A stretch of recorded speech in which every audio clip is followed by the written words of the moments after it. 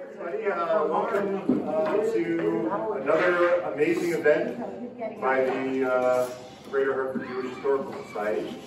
Thanks so much for joining us here in person and at home. I'm Lance Goldberg, I'm the president of the Historical Society, and I'm just very, very excited to introduce Mary in a moment. Thanks so much for folks making it out here tonight. We really appreciate your support, your membership, your attendance, and how much you love this organization as much as we do. So thank you so much for supporting us. If you're not a member, please consider joining us. How do you do? Things, and we're so glad you can join us tonight. I'm very excited to introduce Mary Donohue, so I have some things here, some things I'll say briefly. So Mary is an architectural historian who has worked in historic preservation in Connecticut for many years, including the State Historic Preservation Office and the Connecticut Historic Commission. She recently retired from her role with Connecticut Explored magazine, where she was assistant publisher and contributing author. She has been a co-host of the Grating the Nutmeg podcast and is a consultant to history organizations. We're lucky to have her as a board member of the Jewish Historical Society, where she has researched synagogue architecture, Jewish organizations and businesses, and co-written our book, A Life of the Land, Connecticut's Jewish Farmers. And it's so much more than that. Mary has been such an important member of our board for a number of years now. Without her counsel, without her advice, without her great ideas, we would not be as rich an organization. Mary has spearheaded a lot of our research on Jewish farms and Jewish farmers in Connecticut. Some of you folks may have joined us when we went on the Jewish farm trip here many years ago. Outstanding, and that was all due to Mary's work with looking into those places, both the summer places as well. Also, in terms of all the programming that we've done, and then Mary does so much more with walking tours, and just being an outstanding person representing architecture, history in Connecticut. So it's my great pleasure to introduce to you Mary Donohue. Thank you. I'm so happy to be here, and I'm obviously so proud to be a board member of the Jewish Historical Society of Greater Hartford. And I want to, at the end of this, we'll have a conversation. I encourage you to be a member if you're not already. And I'm encourage you to think about when you're cleaning out your closets, whether there are important things that we ought to have in our collection too. So I want to thank Lance, and I want to thank Beth, the director of the Jewish Historical Society, for helping me. Now, historians spend a lot of time by ourselves. We sit in a room by ourselves when we research and when we write. So I'm so happy to have somebody to talk to tonight. So thank you for coming. So let's jump in. Many of the programs that the Jewish Historical Society presents are given by historians who have literally written the book. They've nailed down every loose end.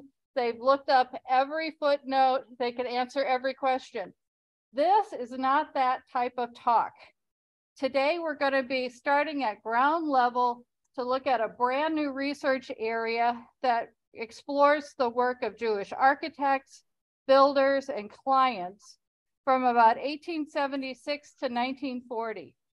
We're going to look at ways that the Jewish community helped to build Hartford, with a little sneak peek into West Hartford. This is a brand new research area that I hope will lead to more work, and we will have time for a conversation after my presentation. So as an architectural historian, I'm always thinking about how buildings are designed and what they're supposed to do.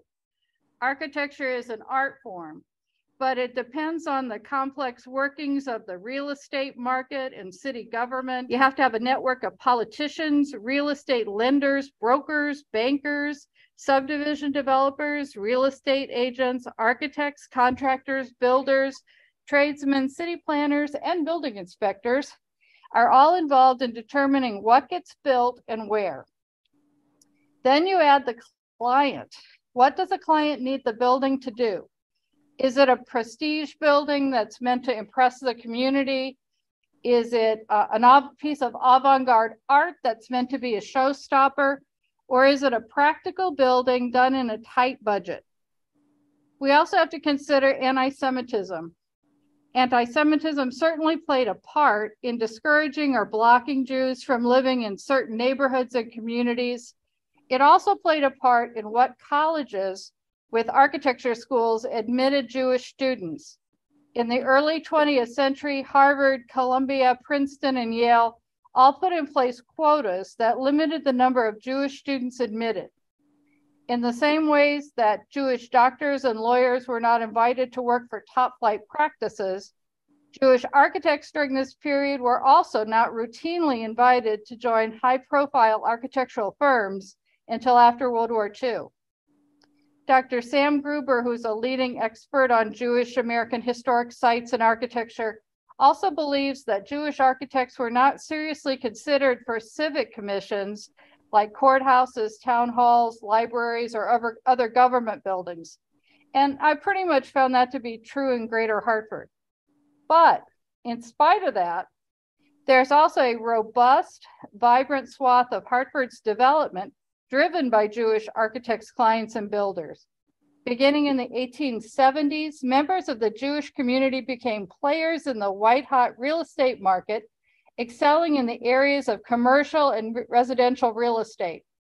From a single home to the largest department store, each of these buildings is a piece of Jewish Hartford. Let's uncover some of their stories. Before we move on, who knows what this building is? It's a synagogue. Does anybody know where it is? Garden Street. Yeah. This is Beth Hamadrath Hagadal. So let's start in downtown Hartford. And this is Temple Beth Israel. Let's start here. This is the first building in Connecticut that was built as a synagogue. Why was this house of worship constructed for a German-speaking Orthodox Jewish congregation designed by an Irish immigrant, George Keller, who was also Hartford's leading 19th century architect? I will grant you he's a good-looking Irish guy that would work for me, but how did this happen? The congregation first retained the services of architect Henry Fernbach from New York City, the designer of Temple Emmanuel on Fifth Avenue in 1868, but then concluded that his services would be too expensive. Let's see what the Hartford Courant on July 5th, 1876 reveals about this switch to Keller. The congregation of Beth Israel Synagogue, having sold their property on Main Street, have bought a lot on the south side of Charter Oak Avenue for a site for their new synagogue. The building committee have selected from designs submitted to them that were presented by Mr. George Keller, architect, and have engaged him to prepare the plans and supervise the work. The new synagogue will be an ornament to the south side of the city. It is to be a pressed brick relieved with Ohio stone trimmings and colored tile decorations, and is designed in a style that will mark the character of the building, that it is a synagogue. Mr. Emanuel Schwab, who has for several years made a study of architecture, will be associated with Mr. Keller in the work, unquote. What does this article tell us? First, it makes it clear that the congregation at large wants to tell the community that they have arrived. They have painstakingly achieved the financial capacity to build a new building on a prominent downtown site that will be unmistakable as a synagogue. The design of the two towers on the facade, that may be a design choice that comes from Europe, but it could also represent the two columns of Solomon's temple. Having chosen George Keller, a Gentile, as their architect, they also believe that he will need guidance to design a building that incorporates all the essential features that are needed for Jewish worship. So the article names Emanuel Schwab as his associate. The 1870 US Census shows Schwab as a 19-year-old living with his parents and listed as an architecture student. He is buried in the Beth Israel Cemetery, allowing us to believe that he worshiped in the new synagogue that he helped design throughout his life. This is that article from the Hartford Courant. Now, G. Fox, this is the G. Fox department store, which is now Capital Community College. The beloved landmark G. Fox building exemplifies the contributions of Jewish immigrants and their descendants in Hartford's retail history. The store's founder, Gershon Fox, emigrated from Germany and settled in Hartford about 1840. He was one of the earliest members of the Hartford chapter of the benevolent organization B'nai B'rith, and he was active in Temple Beth Israel, where he served for a time as the treasurer. His son Moses made the decision to rebuild the store on even grander scale after a disastrous fire in 1917, and granddaughter Beatrice Fox Arbach, who took over management of G. Fox in 1927, created a building that rivaled the accomplishments of any of Hartford's mostly Yankee entrepreneurial class. Arbach, who actively ran the company for several years, is notable as a woman in that period in an almost exclusively male business world. Under her leadership, G. Fox and Company's business reached new heights. So the G. Fox building right here, which I'm sure everybody here has shopped in, and I was lucky enough to move to Connecticut in time to shop in, was built in 1918 as a neoclassical style building. It's 11 stories high and it's steel framed with brick walls. For the 1918 portion of the store, Moses Fox chose high society Gentile New York City architect Cass Gilbert. Gilbert studied at MIT and was employed by the most high-profile firm in America, the New York firm of McKim, Mead & White, before opening his New York office in 1905. In Connecticut, he designed the New Haven Library, the New Haven train station, Waterbury City Hall, and outside of the state, he designed the Woolworth Building, which was one of the earliest skyscrapers in New York City. So he was a big name. When Mrs. Arbach remodeled the first floor in 1935 by adding the Art Deco style rounded stained glass windows, or stained glass marquee above the first floor, she employed a Chicago firm. The Fox family commissioned some of the most prominent architects of the period to design a richly embellished facade for their flagship building, resulting in one of the most distinguished early 20th century commercial buildings in Hartford. I think it says a lot about trying to present yourself as a department store of the highest quality with the best taste. And so she chose the same architect that did this Woolworth Tower that was famous from New York City for here in Hartford. Many other retail stores in downtown Hartford had Jewish owners and managers. So let's move to Park Street. In 1919, a headline in the Hartford Courant read, "Hartford leads in building activity." The article went on to emphasize that building permits were up across the state, with Hartford leading the pack.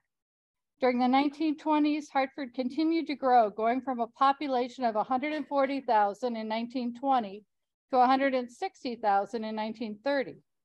Hartford's Frog Hollow neighborhood, with its retail spine on Park Street, was a dense urban neighborhood with factories on Capitol Avenue that provided employment to waves of immigrants who made the neighborhood home. Now, to bring in another Irish guy, prominent and well-established businessman Dominic Burns opened a grocery store in 1903 at the corner of Park and Lawrence Streets in Frog Hollow that became the epicenter of the neighborhood. Burns, born in Ireland in 1858, had immigrated to the United States in 1870. Irish Catholics, unwelcome in Protestant Connecticut from the jump in the 1820s, nevertheless made Hartford home. In 1920, Burns helped to found the Park Street Trust Company at the corner of Park and Broad Street, where he served as the first president. So the brick building here, that was this bank. Burns was painfully aware that the larger banks in downtown Hartford refused loans to Roman Catholics, to Jews, to Irish, to African Americans, or to immigrants. His slogan was, "A bank for the people." Bank's Trust was the only one within a mile of the booming Park Street business district that would serve any customer. In the first week, they had 45,000 visitors, and everybody did their banking there. Now, the bank was located on the first floor of this substantial brick building at 617 Park Street, which is the southwest corner of Park and Broad. It was richly appointed. The Hartford Courant reported that it had ornamental mahogany woodwork, tiled floors, large windows, and an abundance of tellers' cages. The color scheme for the private offices was royal blue and buff. And the architect for this remodeling was Cortland Luce. Luce was a society architect who had designed homes for some of Hartford's most well-connected businessmen. Just the man to add panache and class to this immigrant bank. Less than 2 years after the Park Street Bank opened, the Hartford Courant on February 12, 1922, published a bold half-page ad that offered the public a chance to invest in a new development in Frog Hollow, now known as the West Side in the ad, at the southeast corner of Park and Broad, literally across the street from the Park Street Trust Company.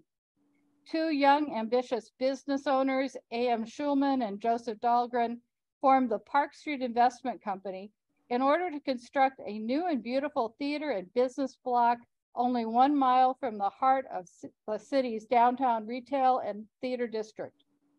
Convinced that the neighborhood could support its own theater, the pair declared, quote, "Within a radius of a half a mile, there's a community of 45,000 people, practically a city unto itself, demanding an up-to-date theater and business accommodation," unquote.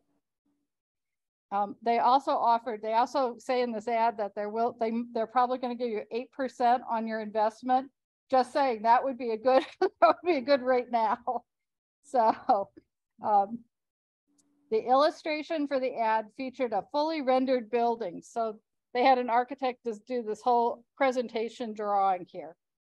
It shows multiple sides of the building.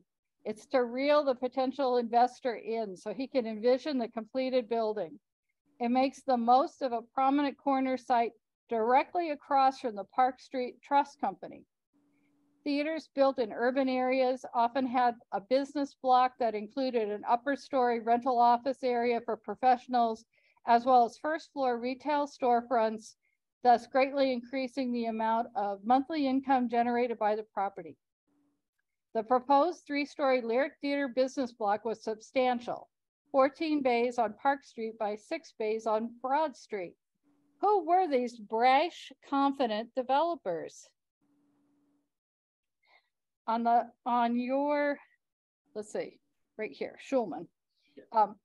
Abraham Schulman was born in Russia, part of a huge wave of Yiddish-speaking Eastern European Jews that immigrated to the United States between 1820 and 1924. Schulman arrived in the United States in 1906 at age 11. He became a store owner in Glastonbury before being drafted into service in World War I. In 1918, the Hartford Courant reported that upon being drafted, he sold his store's inventory and purchased $1,000 worth of Liberty bonds. His partner, Joseph Dahlgren, was also born in Russia and immigrated to the United States in 1909. He served in the Navy as a chief petty officer in World War I. The two men knew each other casually before the war, but became best friends after returning from military service. Both men were Jewish, Yiddish speakers, and active in Hartford's Zionist circles. In 1919, the pair purchased a large building on Park Street that they opened as Dahlgren and Schulman Department Store. The store was across the street from the future location of the theater. Schulman had already started to dabble in real estate, and Dahlgren appears to be related to the owners of the Dahlgren Brothers Construction Company, the company that constructed the theater. Go-getters willing to jump into Hartford's hot real estate market of the 1920s, the two purchased a site for the theater for $150,000. After the purchase, the Park Street Investment Company was formed with Jewish officers. Several other businessmen and property owners with Jewish surnames appear on the map. Okay. Their corner is, let's see, this corner up here. If you look at these sandboard maps actually have the owners' names printed on them. So if you look on the same block that they bought into, You've got Nathan Spiegel, Israel Bavich, Hyman Bland, and Marcus Rosenthal. The duo had purchased one of the most desirable lots on Park Street. Everybody went to the bank. Everybody was going to know where the theater was. The young businessman chose Hartford architect Edward Wiley. Born in West Thompson, Connecticut, he trained in the architectural offices of one of the most prolific Hartford architects, Isaac A. Allen. He may have been chosen because he had designed the Rialto Theater, which is this one on Franklin Avenue in 1919. The Rialto, which was later known as the Art Cinema, was also a neighborhood theater designed for a corner location, but on much smaller scale than the Lyric.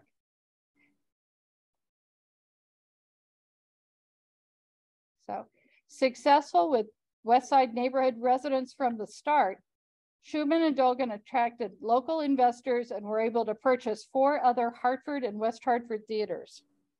This is the theater right after it opened, pretty much after it opened. The Shulman-Dolgen Theatrical Enterprises, also doing business as the Park Street Investment Corporation, included, in addition to the Lyric, the Colonial on Farmington Avenue, the Lenox on Albany Avenue, the Rialto, which we talked about on Franklin, and the Central in West Hartford. In 1930, Dolman and Schumann leased the 5 theaters to the Warner Brothers Theater Circuit in a deal reportedly worth more than $2 million. Warner Brothers Movie Studio bought or leased theaters across the country to show their movies. This capital made our two ambitious young investors, developers, some of the most successful Jewish businessmen of the time. In 1945, when the lease was up with the Warner Brothers Theater Circuit, A.M. Schulman announced that they would update and spruce up all 5 of the theaters, which they did. They hired a Jewish architect this time, Feinberg, Adolf Feinberg, who had immigrated to the United States in 1921 from Poland. He held both engineering and architectural degrees, having graduated from the Vienna and Lamberg Polytechnic Institute. He was a partner in the firm of Storrs Feinberg for 3 years. That was a Jewish firm that was also responsible for dozens of residential commissions in Hartford's Blue Hills and South End neighborhoods. Dolman died in 1959 and Schulman in 1975. Both had stayed in the theater and real estate business till they retired. Schulman had no high school education, and Dolman only went to high school for 2 years, but each had demonstrated exceptional business savvy and had substantial success. Across from the theater, William Solomon, a Jewish Russian immigrant who had come to the United States in 1886 at age 15, built this high-style 3-story Art Deco style building at 590 Park Street. Solomon lived at 793 Park Street and was active in Zionist circles. Designed by the non-Jewish architectural firm Ebbets and Frid, they're the same ones though that did Emmanuel Synagogue. This sleek building had a Woolworths on the first floor and 14 bowling alleys on the upper 2 floors, making the block not only a shopping destination, but one for entertainment too. This was the last substantial new building to be constructed on the block.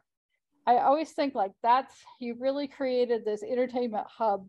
You've got the theater, which has a soda fountain and candy shop on the first floor of the theater. You've got the Woolworths, you've got the bowling alleys. That block was the middle school students' dream come true right there. Now let's talk a little bit about our northern neighborhoods in Hartford. Clay Arsenal, Northeast, Upper Albany, and Blue Hills. So between 1850 and 1924, thousands of immigrants from Europe found jobs in Hartford, creating a demand for affordable multifamily housing.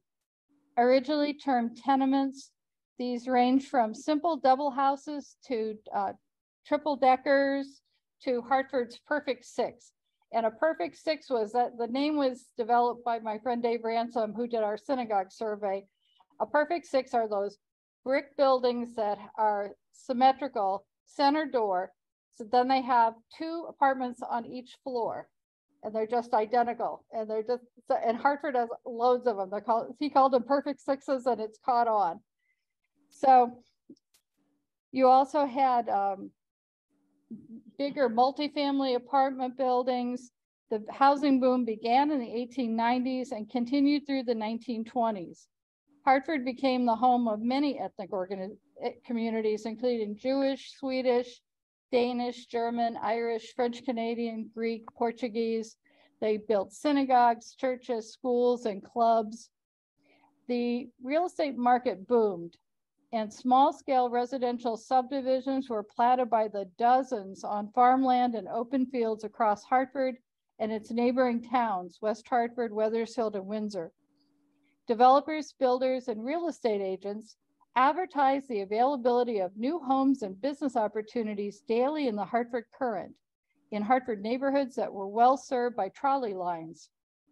In the 19-teens and 20s, these were often small businessmen that would lay out small subdivisions with less than 40 properties.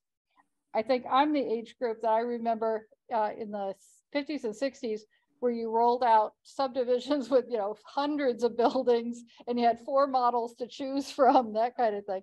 These were small developments, usually less than 40 building lots. The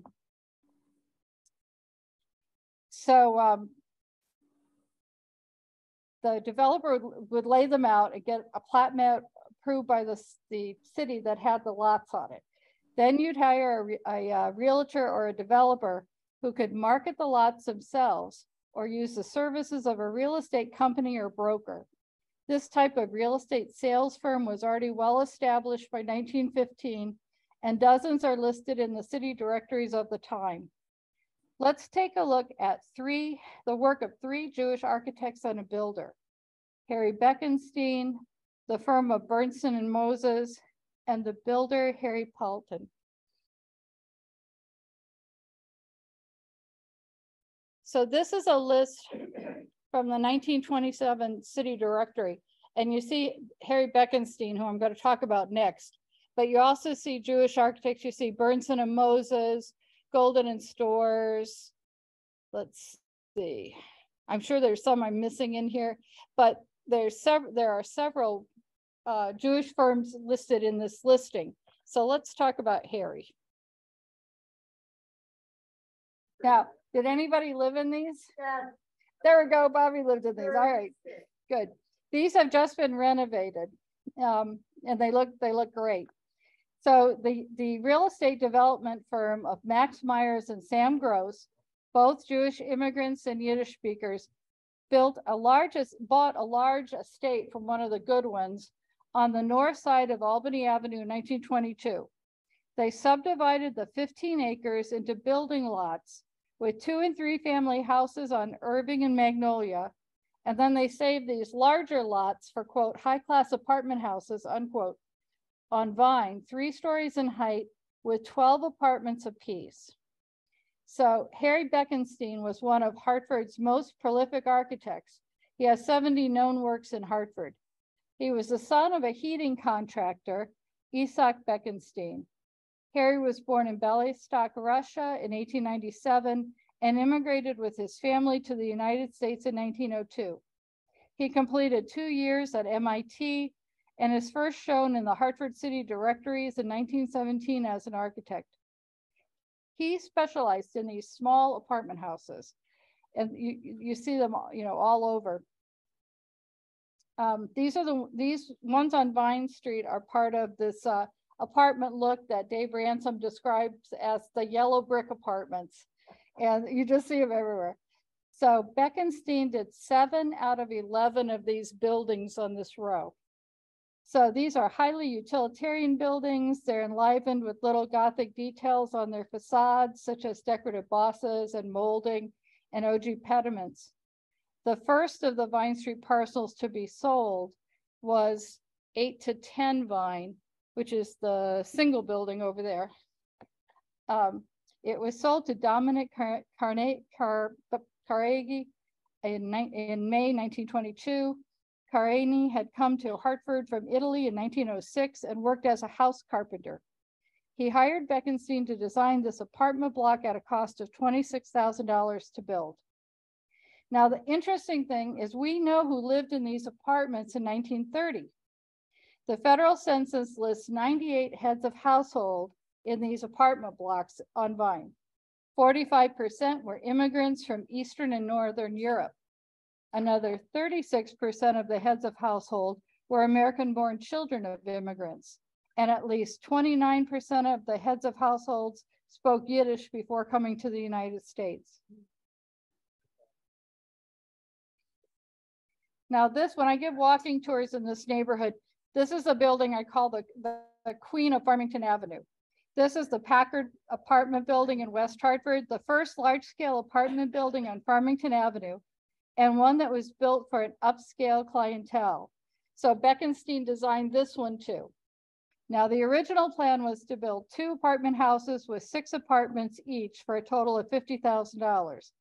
But the project grew to include 48 apartments that featured large living rooms with fireplaces, screens, sleeping porches, dining rooms, electric ranges and refrigerators, ample closet space, 2-tile baths, laundry heat, continuous hot water, elevator service, and servants' quarters. Now, I think that could just be an ad for one of the new ones they're building in the center, but that's actually from 1919.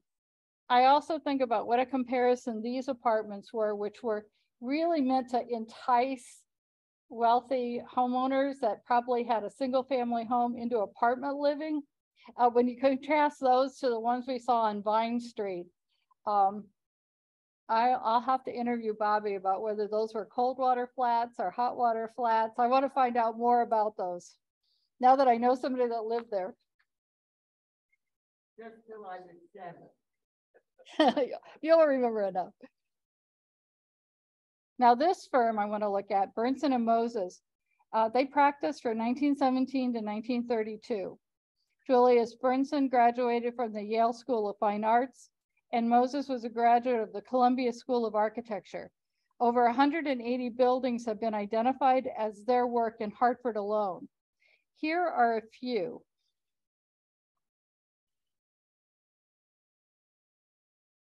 Oh, this is interesting. This is a little tiny little article I found in the paper that gave me the tip that Jacob Moses in this partnership had started his architectural work in New York City, working for an architect that specialized in apartment buildings. I said, okay, so that's a great, we're gonna have to follow up on that. So this is we talked about the Garden Street Shul. This is Beth Hamadrash Haggadah Synagogue, 1922. And this one is we're so lucky to have, it retains this beautiful ornate fence. And the ark from this building is part of the collection at the Jewish Historical Society. You see it when you walk in the hallway to the offices. Now this one is Congregation Agudas Achim. And it's the same architectural firm, and you see the same idea with the 2 towers on each end and the 3 archways in the middle and the large window. And I think because they're in such different locations, one's on a corner and one's sort of in the middle of a block, until I was looking at the pictures, I really hadn't figured out how much alike they look. Agudas is a lot bigger, but it's really kind of the same design. Now this is the Ambassador Hotel, Ambassador Apartments on Farmington Avenue by Etna. These were also prestige apartments. At one point, when they opened, these had a full dining room, they had a grocery store, they had a dry cleaner, all right there in the building. Now this is the Weaver building on Albany Avenue that's been recently redone. And it's pretty much across from like the Artist Collective and close to Emmanuel. Or Woodland and Albany. And so this building's been recently rehabilitated. It's, I think, a standard model where you have stores on the first floor and then apartments above. And that was another thing that Burnson and Moses specialized in. Now this one is in West Hartford. So you see the historic picture is, it's the First National store, and the Quaker Hardware is just that little side doorway. Now it's Three Ladies Antiques, but I think a lot of us remember when it was Quaker Hardware through the whole building. So they had expanded. But this is the same kind of building. On Park Road, there are a couple that have the apartments above, but they also have these single story ones, which were often built. They were called like rent dollar makers or rent makers, because you could put a pretty simple brick building up, make the rent from it, and if you made enough money, you might put upper stories on it.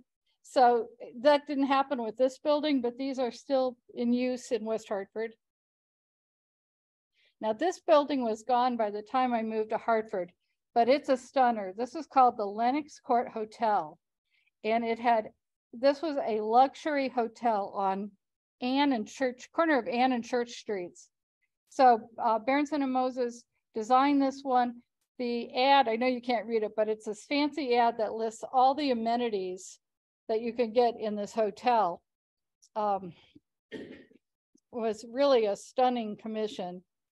And then an interesting thing I found in the articles when it opened, were how many Jewish names were shown as subcontractors for the building.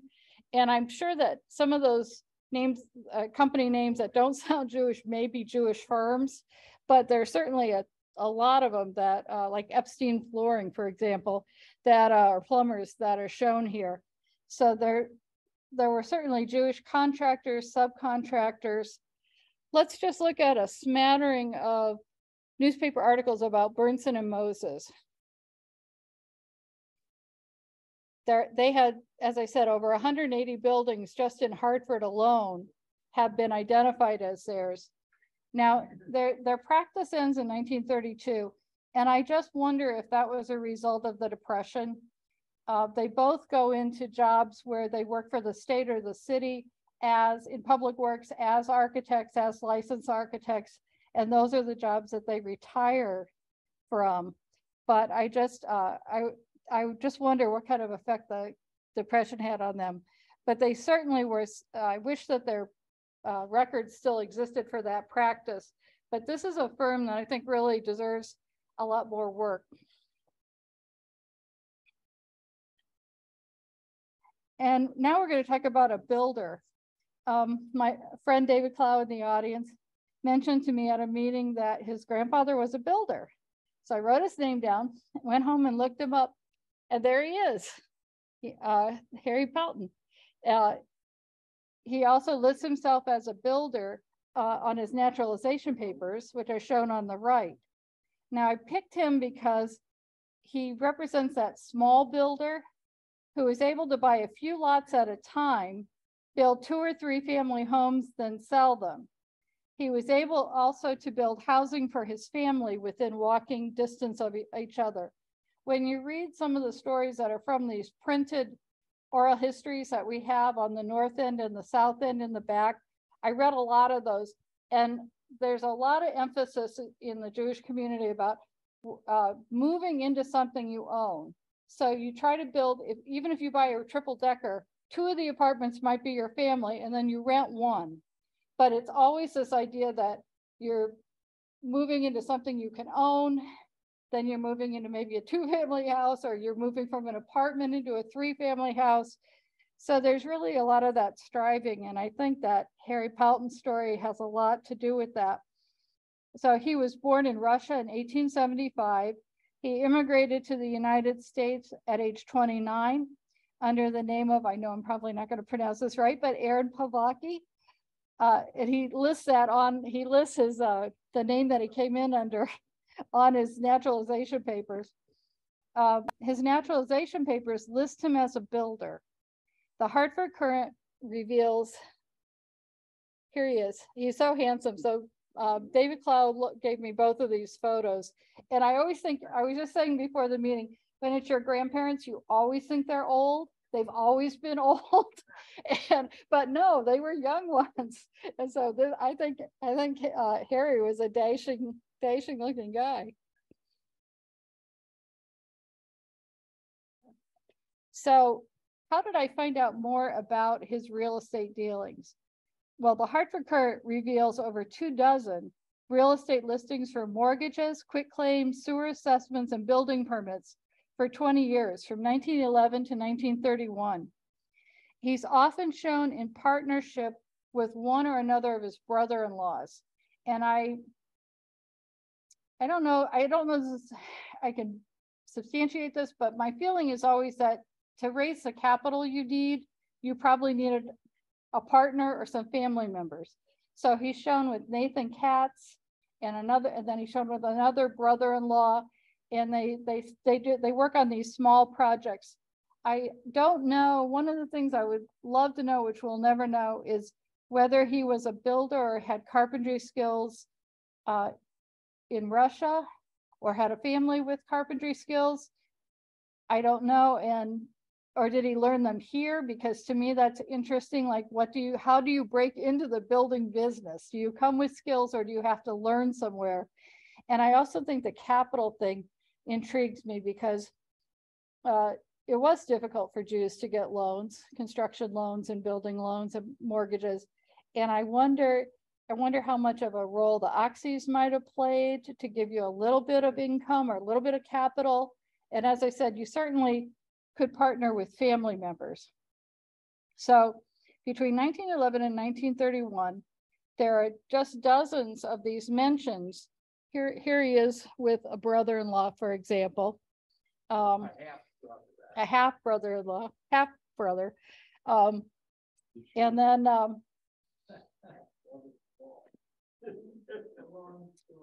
yeah, it's complicated. In 1928, just a year away from the stock market crash that began the Great Depression, Hartford's Grand List, which is on the screen, shows Nathan Katz, who's a relative, and Harry Paulton's real estate holdings at $75,000, and Harry alone at $24,000. Family history says that during the Depression, they lived on Earl Street and had 2 rental properties, one at 262 Maple Avenue, and then a Coldwater apartment building near Trinity. These are 2 of the houses on Cornwall that Harry lived in one, and then a family member lived in the other one. And that whole block is still just lovely. When I went to take these photos, they're still just the landscaping is beautiful. The houses are substantial. So it was nice to see that Harry could provide that for his family. And they did manage to get through the Depression without crashing, which is great. And this is his final. He's buried at Emmanuel Cemetery. Now, I do want to close with a little bit of a cautionary tale. The real estate business is tough, and it's not a guarantee of anything. My family would have been too timid to do it. So in 1927, Harry Rosenfeld hired architect George Zunner to construct this building at 274 Park Road in West Hartford. It was $18,000, and it had stores and apartments. And then in 1929, he has this building at 270 Park built with 2 storefronts and 4 apartments. Rosenfeld was a Yiddish-speaking Jewish immigrant, born in 1882 in Romania, who immigrated to the United States in 1902.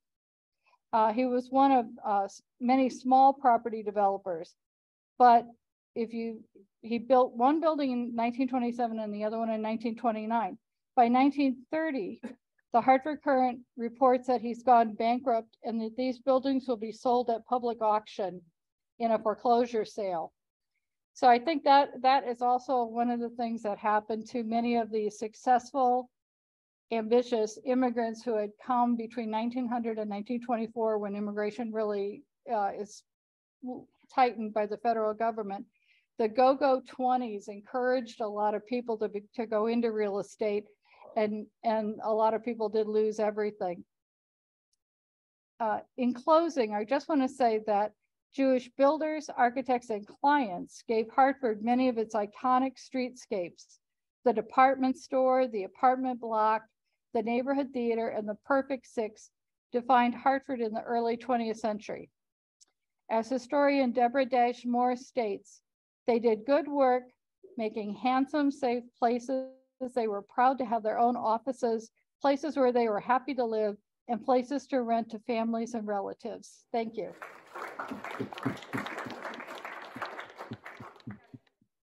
So I'd love to have a conversation. Yeah. I see the name George Center up there. Mm-hmm. Let me think so.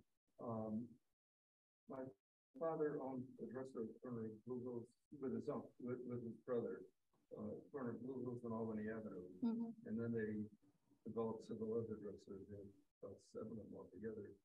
And but George Zunner was the carpenter. He did a lot of the work whenever anything needed to be done in remodeling an area of the store. He was, no, I don't know if it's the same one or if it's George Zunner Jr. Do you have any idea when George Zunner was born? I could, no, not handy, but I could find out. George Zunner was a German Gentile architect. Right. And then his son, George Jr., also became an architect. Okay. And they probably were pretty hands-on. They were also part of this group that specialized in these small retail and residential buildings. So I think write down the address and write down your email, and I'll email you back with George Zunner's dates. Okay. But it doesn't surprise me that they were hands-on. It could have been Junior. And yep, they were both architects. Absolutely. Yep. In fact, George Zunner he did these 2 buildings for Rosenfeld on Park, but he also did Hall's Market on Park too. Yeah. In Verison, the first national that they showed, my father's drugstore in Hartford on that corner was originally a First National. And my uncle actually bought the store next to it. And then First National moved down to where the Cadillac dealership was, just on the other side of Westmore Parkway. Oh yeah, with Thomas Cadillac. And then my father joined my uncle, and they expanded the drugstore into the First National space also. And they were okay. So this is great. So this gentleman's saying that his father and uncle, right, owned drugstores in Hartford. In West Hartford, and worked with architect George Zunner and George Zunner Jr. And where the Thomas Cadillac was, where University of Hartford has the arts complex now, that was near the corner where they had a First National. Right. And then was the First National. First National before. Gotcha. Gotcha. Yeah. There were 2 large apartment buildings that you showed pictures of. One was the Hartford and West. The other one's called the Ambassador now, and it's near the corner of Sigourney and Farmington Avenue in Hartford. It's been completely renovated. And then the Packard, is that still there? Yeah, Packard has also been renovated. Yeah, when in both cases, when you read the amenities that came with those big apartment complexes. So he was just asking you about the 2 big complexes that Beckenstein designed. Had a restaurant, I think, also. Oh, it wouldn't surprise me. The comment is that did the Ambassador also have a restaurant and cocktail lounge? That wouldn't surprise me after reading it. Andrea? Curious about these apartment buildings that have all these great amenities. Would they rent control? No. Repeat the question. Repeat the question. The question is, so these big apartment buildings, the fancy ones that have all these amenities and large spaces where they rent control, and the answer is no. Hartford's never had any kind of rent control. No. I also want to mention another, I sat down with Beth and with Professor Jack Doherty and picked their brains one afternoon about whether they had ever run into serious restrictions or even customary restrictions on Jews buying those kinds of retail or those kinds of spaces and during the retail and residential buildings. And no, Hartford seems like it was a pretty wild and woolly, hot real estate market. And if you could put together your purchase price and put together your project, that it probably went forward. So it was kind of interesting because with the Packard building, that one's across the line in West Hartford, and Dr. Doherty's doing research about how West Hartford frowned on that kind of apartment building. They really wanted to stick with the high quality single family home, and we're not ready to move into apartment living, which you have to laugh at now, but you know. So, yeah, it's across from West Hill where the Vanderbilt estate is the Packard building. I have an interesting tidbit about G. Fox. If you go back to that original. Yeah. My wife and I were on a trip to South Africa, and we took the blue train from Joburg to Cape Town, and we were dining, and we were put at a table with this elegant couple, and they asked us where we were from, and at that time they were elderly. They were probably 70, and we were probably around 40. So I mean, we were like little kids. But anyway, when we got into conversation, and we were from Hartford, she asked me if we knew the Auerbachs, okay? Because Marks and Spencer, they own, her family owned one of the major department stores in England. Mm-hmm. And she related to the fact that her father, after the Second World War, came to Hartford and stayed with Mrs. Auerbach for a couple of months because they designed all their new stores in England after the G. Fox store, which is considered one of the finest department stores in the world at that time. Yeah. So to summarize that fantastic story, just that Mrs. Auerbach's new building had a reputation internationally, and the English department store owners after the war came to look at her merchandising floors and her layout and her retail spaces to really think about, I guess, emulating that and duplicating that quality, which is pretty amazing. So they went across half the world. Yeah, yeah, it's from Hartford, and you said yes, I shop there all the time. Yeah. My mother wouldn't go there without her white gloves. Yeah, I can believe that. Lance? Something that hadn't occurred to me before, 1876 was the building of that Bisbee, right? On Charter Oak Avenue is 1876 was also the year that the Hartford had a baseball team in the National League. It was the first year of the National League, and the stadium was right down the street off of Charter Oak Avenue. And so it really was, I don't know, emerging or prominent or whatever. That's 1 year, right? Then they moved to Brooklyn and they called themselves Brooklyn's Hartford team or something like that. They had a great reputation, but they didn't have enough people that went there, but it was right down the street. It's so interesting. Yeah. And you know, and certainly Charter Oak Avenue has, if you go down the loop of Charter Oak Avenue, it has mansions. So it was clearly a prestige area. The Polish home. And the Polish home, yep.